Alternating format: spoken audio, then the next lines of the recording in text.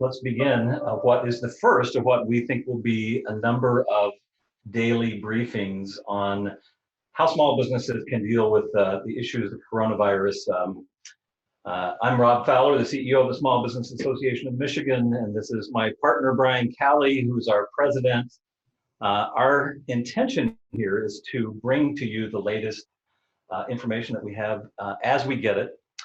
I've been in this business for 35 years, advocating on behalf of small business, and I honestly can't think of an issue that has been more fluid, that has changed by the minute, that affects state and federal government, maybe not always in concert with each other, and that so profoundly affects small business. And really every single aspect of life. And that's what we were aiming to do every day at 3 o'clock. We'll do this briefing on what we know. So we're going to sift through it. We're going to figure out all of the information that small businesses need to know. We're going to get answers. We're going to get feedback. We're going to provide feedback to policymakers as well. And so, so thank you for joining us. We've set everything else aside in terms of what this association does, and we're focused solely on this. We repurposed the entire staff toward this effort and supporting you and getting the information that is needed. So, you know, we've got so much to cover today. We probably really do. Maybe just some rules of engagement. This is, while it's on Zoom, it's really broadcast on Facebook Live, so we can't hear you and we won't see your questions, but you can pose questions in the live feed as we go along, and you can always pose questions to SBAM at sbam.org. And we'll get those, and because this is an ongoing conversation, our effort will be to hear your questions, to do our very best to get them answered, and to just continue to put information out to you as it becomes clear. Our goal here is clarity and facts, and to not confuse things by just telling you what we're hearing about, but what we know to be true. So let's start, Brian. Today there was a briefing at the White House. I may break my rule already because some of this isn't yet done. It is what is being projected out of the White House and potentially out of the Congress. Right. But what are they talking about now that will affect small businesses? Yeah, so a couple of things. First of all, there was the White House earlier. The Secretary of Treasury, actually just minutes ago, I was listening to his comments as the White House has pitched some ideas to Congress in terms of a stimulus package. And it's a big one. So it's a $1 trillion overall package that they are pitching to Congress. Most of that resources to go to individuals and they say small businesses. I kind of expect it's all businesses, though. Small businesses have a lot of goodwill, and so a lot of times they say small business and they mean wider than that. But we're going to keep a really close eye on that, and this will be the place to get additional information and updates on that. But that they are talking about direct payments to individuals. They're also pitching ideas about something that would look kind of like business interruption insurance payments to businesses. However, there's a caveat in that they're not looking to send out money just to reimburse expenses, but it would be for payroll. So companies that go out of business would likely not be included in at least not what the White House is pitching now. This is really to assist businesses in making payroll, but that is only a proposal at this time. There's not even a bill in bill form. These are words that have been said. They have to be turned into action. So we're going to follow this really closely. So one of the things I think we've found out already is many small businesses who have property and casualty insurance, general liability, maybe even have specific business interruption insurance, are about to find out that it is likely that pandemics are specifically excluded from business interruption. Yeah, not only pandemics, but also when there's a business interruption as a result of government action. So it is almost certainly, this situation is almost certainly not covered by traditional business interruption insurance if you happen to have that. I hate to be the bearer of such bad news, but that's the reality that is being faced. But that does create an infrastructure that potentially the state or federal government could use for disbursement of resources that are tied to business losses. So I wouldn't be surprised if there was consideration of using that insurance claim infrastructure to distribute resources. But again, those are all still in talking stages. But there's some other stuff we got to talk about that's no longer in talking stages. It's in executive order or in law. So, and to be clear, they're talking both really at the state and the federal level about this idea of business interruption. So Congress is talking about it, and there's a conversation going on at the state level. Again, our commitment is that we're going to stay up on this. We're going to give it to you when it becomes the law and the facts, and we'll give you information about how to access it. And not only that, but we're actually actively engaged in the advocacy process as part of what we do at SBAM. So coming up with ideas in terms of if the state, for example, were to do a business interruption claims process, how exactly would that work? This is something that state government has never done before. Right.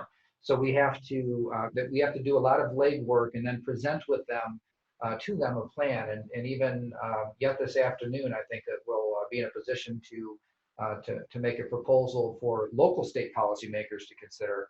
But it sounds like at the federal level, they're thinking along the same lines. Yeah.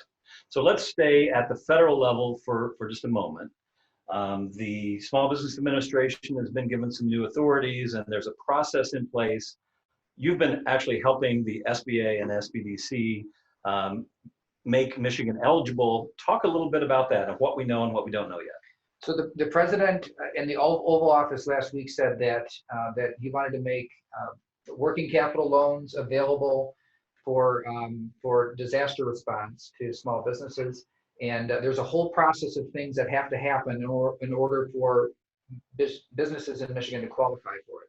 So that work has been underway even last weekend and through yesterday. As of today, that application, all the information that had to be collected on damages and projections for the future has been collected. And the governor has officially requested the designation from the federal SBA, the Federal Small Business Administration.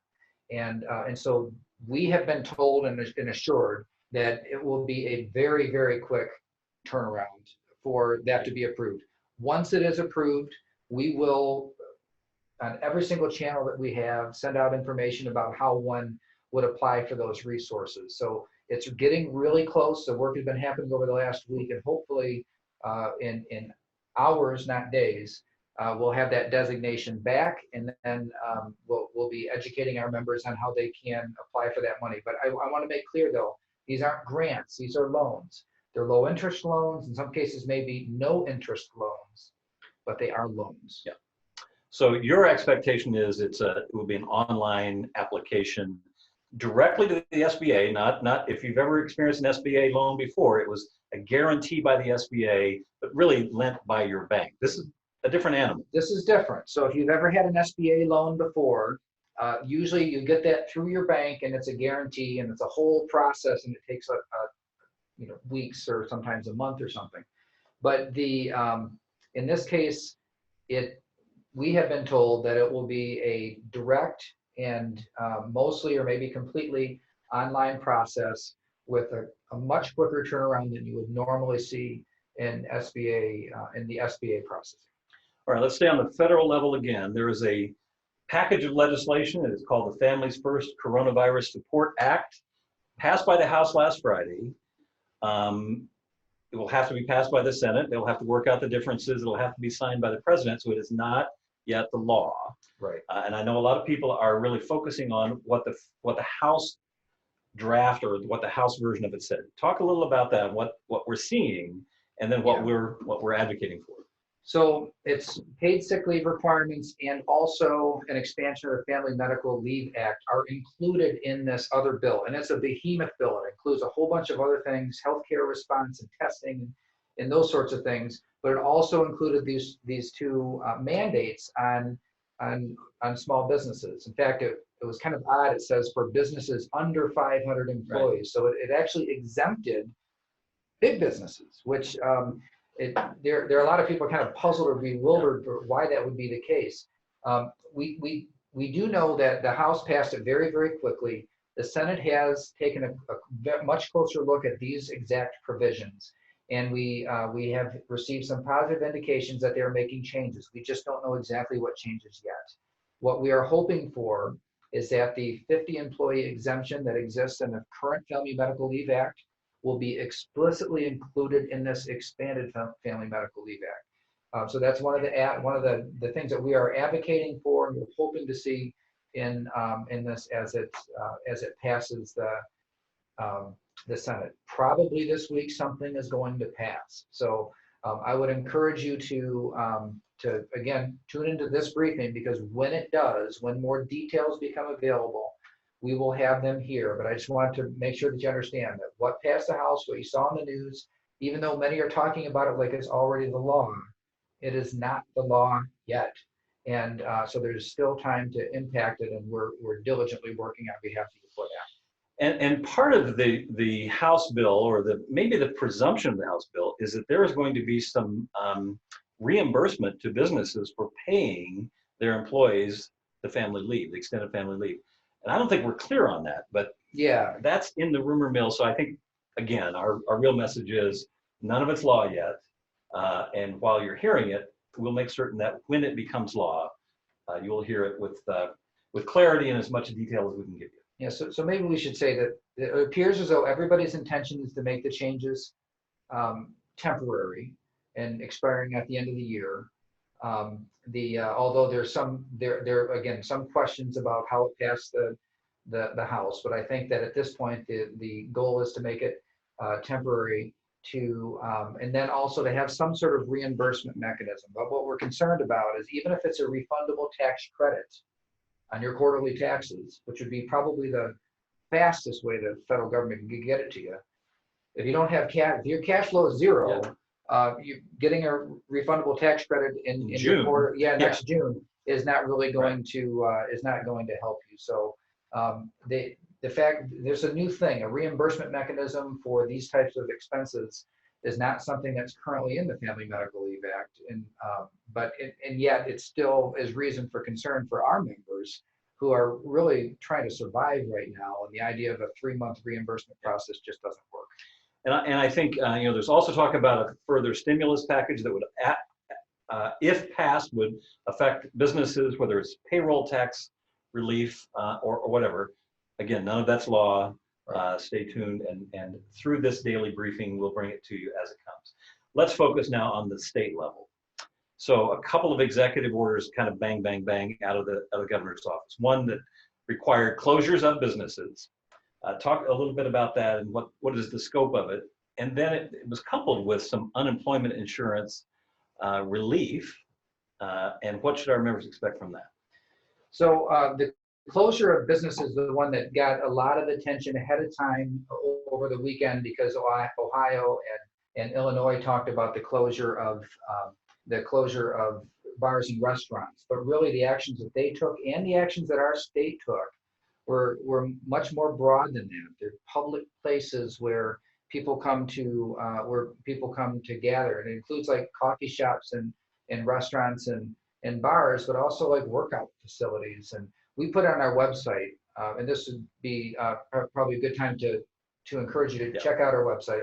If you just go to SBAM.org, SBAM.org, you'll be led very quickly into the section where we're putting a lot of this information.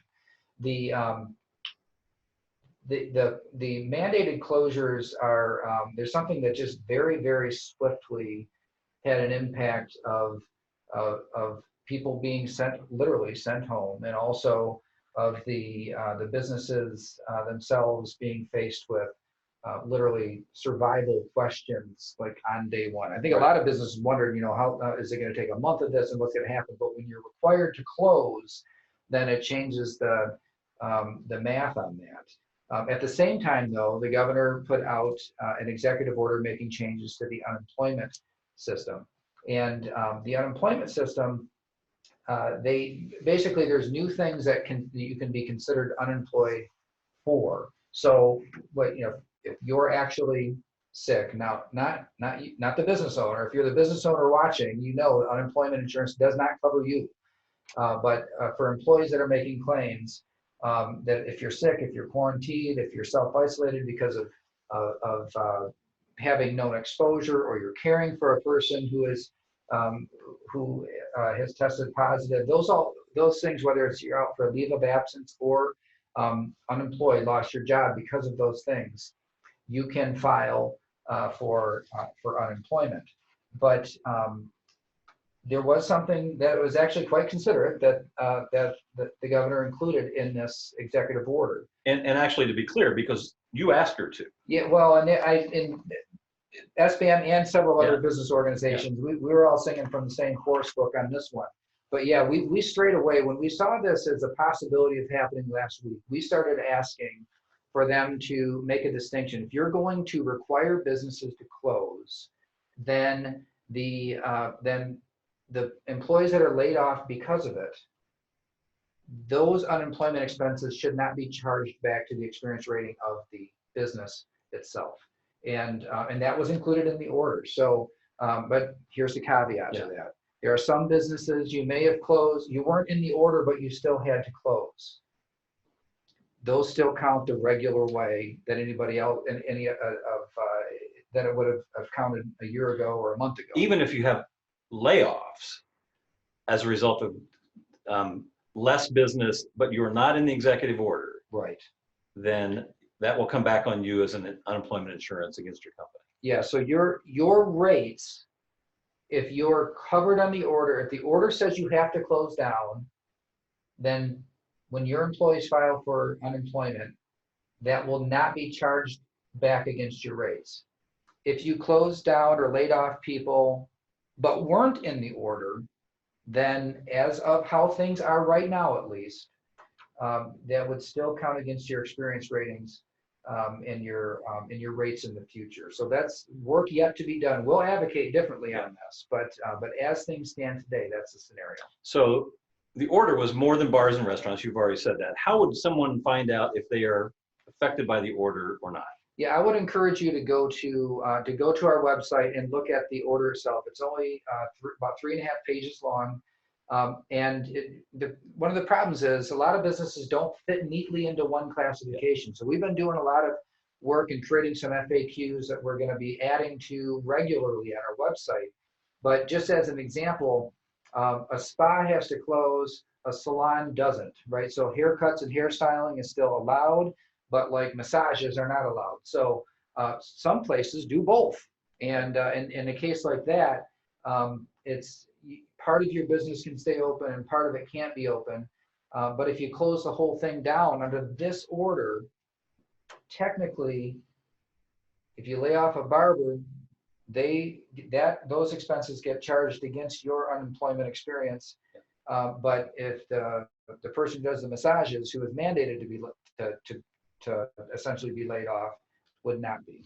Another example of this is golf courses. Golf courses can remain open, but the clubhouse cannot. So we're finding that we were getting some of these questions, trying to answer them specifically, but maybe that'll give you some guidance as to your own business and how it would be seen in this executive order. But and to the extent that you look at this executive order and say, okay, I'm gonna look at the words that they have in there, just a few paragraphs that list out the some types of businesses explicitly.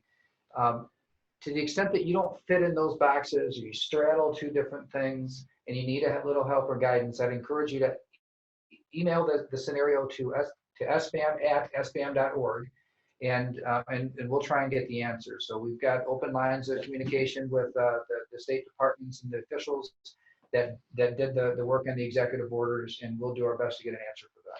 So we have gotten a bunch of questions really specifically on this layoff scenarios and downsizing scenarios. The notion of work sharing has been lifted through the unemployment insurance office. I think we don't have very specific questions or answers to these questions at this point.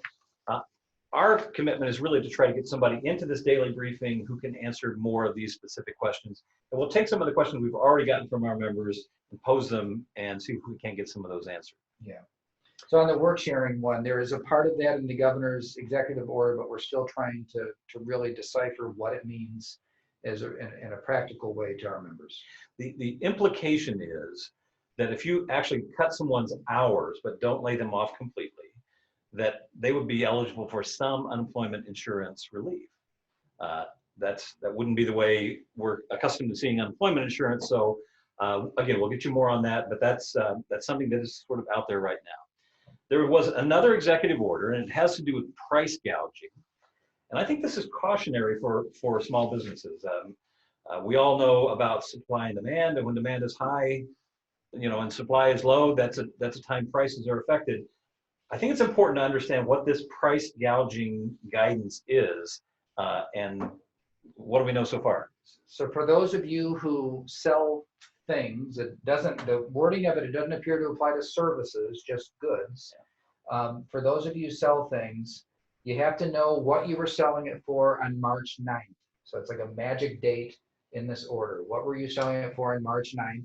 Not just emergency, not like just water and masks and hand sanitizer and toilet paper, but anything that you're selling according to this order, as of March 9th, you cannot charge more than 20% higher than that in the future unless you can show that the cost of bringing it to market has increased by and caused that price increase. So this is a one that I would caution you, if you have a retail outlet, that you pay really close attention to this, because there are people in the Attorney General's office who are specifically dedicated toward this, and I think that they will be out looking. So when it comes to retail sales, there's another part of it too that probably doesn't affect many business owners, and that's the idea of you can't buy a retail item and then resell it at grossly in excess of what you paid for it, but it doesn't define grossly in excess anywhere, so we don't really know what that means. But this is basically, in most cases, like a person goes to a store, buys up a whole bunch of hand sanitizer, and then opens up a stand on the sidewalk and sells it for $100 a piece or something. So that's really what that part of it is getting at. But the part about prices, March 9th plus 20%, I would really encourage you to operate inside that window to the extent that you can, because even if you have a justification, trust me, you don't want to get caught up in this process of being investigated.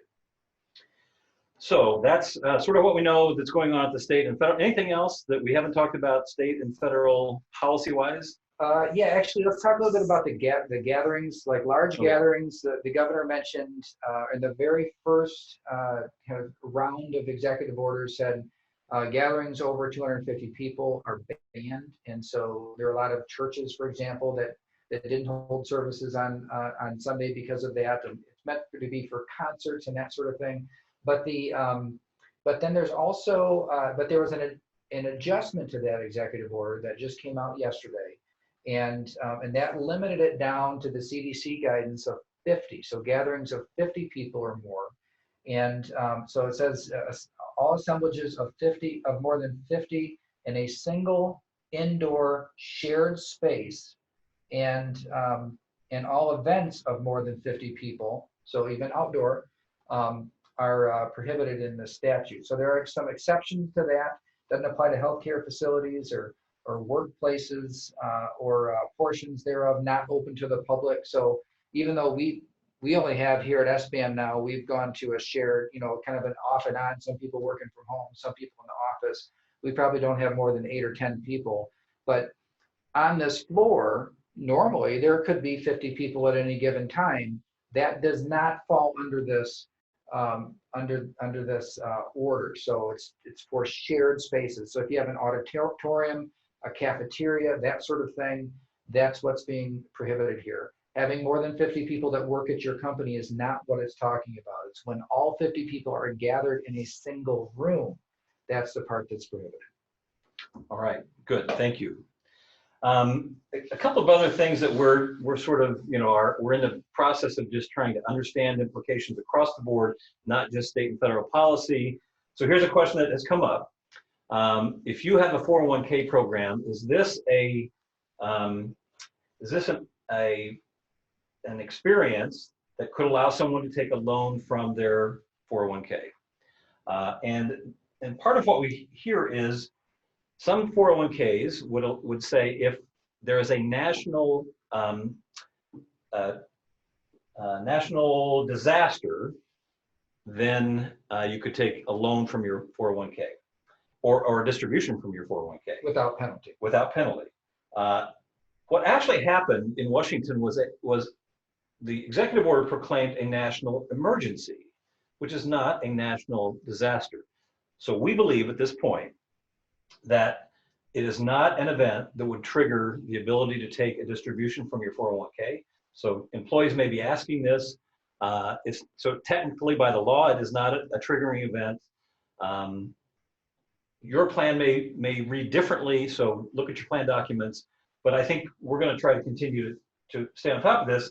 But the bottom line is the IRS doesn't allow this at this point as a distributive event. And they could change that policy. If they do, we'll stay on top. So they could either change the policy or change it from an emergency to a disaster. Right. And either of which could trigger the ability to pull from 401ks. Obviously, 401ks are very depressed right now, and it would not be the best time to do that. But nevertheless, one thing that's kind of in play right now.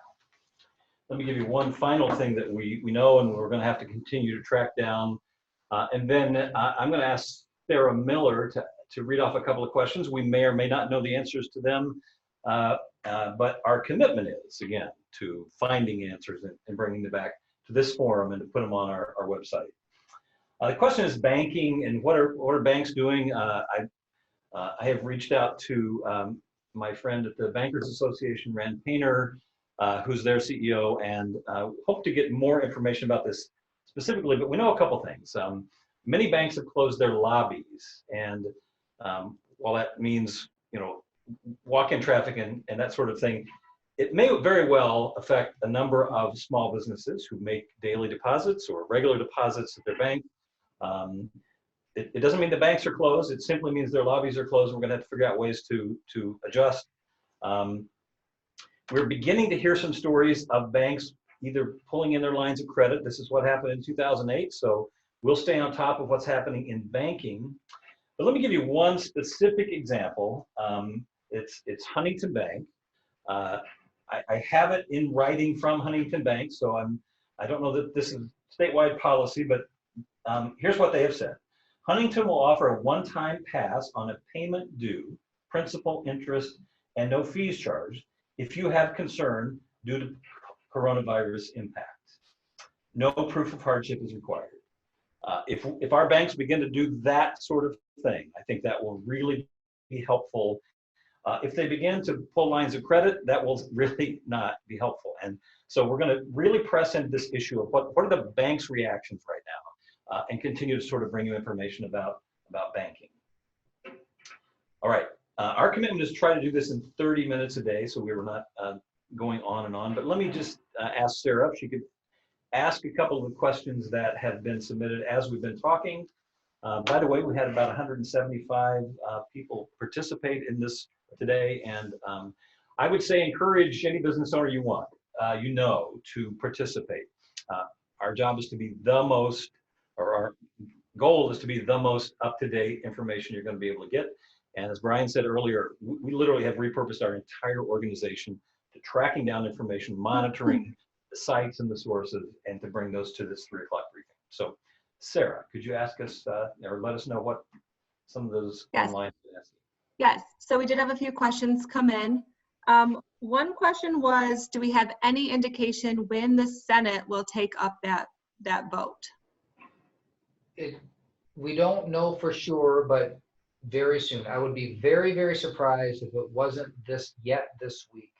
Okay. Now, I happen to know that there are additional drafts of the legislation that are out, but it's really hard to get our hands on the drafts. So I'm operating somewhat on rumors, but have some reason to believe that at least some of our biggest concerns are at least being taken care of and may be included in the legislation. I think probably in dealing in worst case scenarios, the the new rules apply, but they're temporary.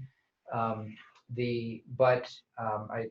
think that we've got a real shot at getting the exemption in place in the legislation. But I would say we're talking days, not weeks. Okay. Let's do one more question, Sarah. One other question then. Do you have to be affected by the EO closure list to take advantage of the work sharing unemployment insurance? Great question. The way that the executive order is drafted right now, yes. However, this is a very, very fluid situation. I think that there is an awareness that is growing among the governor's office and among just all the policymakers that the ripple impact of this is going to affect literally every single individual, every family, every community, every business.